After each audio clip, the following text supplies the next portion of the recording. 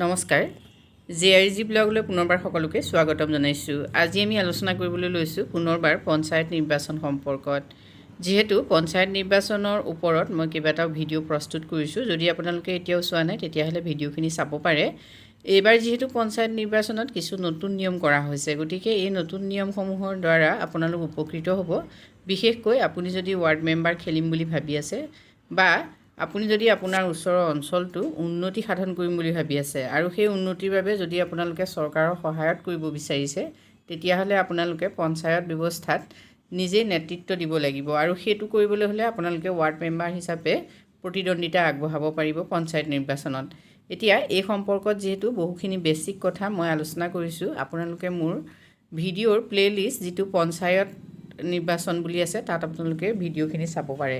ভিডিঅ'সমূহ চাই আপোনালোকে বহুতে কমেণ্ট কৰিছে, যিটো আচলতে আমাৰ বাবে যথেষ্ট আনন্দৰ কথা। ভিডিঅ'সমূহৰ পৰা আপোনালোক উপকৃত হৈছোঁ বুলি কমেণ্ট কৰাৰ বাবে আপোনালোকক ধন্যবাদ।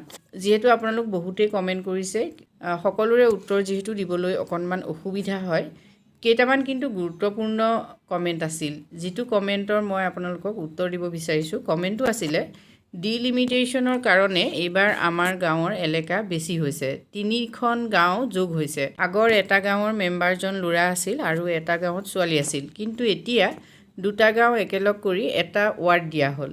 এতিয়া কথাটো হ'ল, এইবাৰ ল'ৰাই খেলিব পাৰিব নে ছোৱালী, জনাই দিবচোন।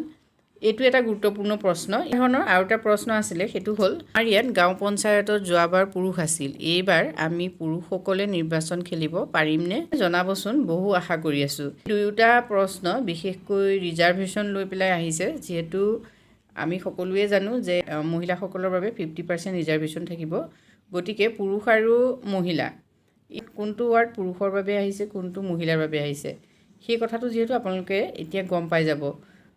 প্ৰতিটো ডিষ্ট্ৰিক্টতে ইতিমধ্যে লিষ্ট আহিছে, সেই লিষ্টসমূহ পঞ্চায়তৰ পৰাই আপোনালোকে লাভ কৰিব আৰু সেই লিষ্টত কোনটো ৱাৰ্ডত কোনে খেলিব পাৰিব সেইটো আপোনালোকে সেই লিষ্টসমূহৰ পৰা জানিব পাৰিব। গতিকে আপোনালোকে যদি এই বিষয়ে জানিব বিচাৰিছে, তেতিয়াহ'লে আপোনালোকে আপোনালোকৰ পঞ্চায়তত খবৰ কৰিব লাগিব।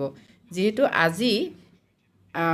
আজি প্ৰতিটো পঞ্চায়তলৈ এনেকুৱা ধৰণৰ লিষ্ট আহিছে, যিকে আপোনালোকে আপোনালোকৰ পঞ্চায়তত খবৰ কৰক। ইতিমধ্যে APA হওক, ZPA হওক বা ৱাৰ্ড মেম্বাৰেই হওক, পুৰুষ আৰু মহিলাৰ বাবে ক'ত ক'ত ছিট আছে সেই লিষ্টখন ইতিমধ্যে আহি গৈছে। গতিকে আপোনালোকে পঞ্চায়তত খবৰ কৰিলেহে সেই লিষ্টখন পাব। যিসকলে পঞ্চায়ত ইলেকশ্যনত প্ৰতিদ্বন্দ্বিতা কৰিম বুলি ভাবি আছিলে, তেখেতসকলৰ বাবে শুভেচ্ছা জনাইছোঁ। আজিলৈ ইমানেই, ধন্যবাদ।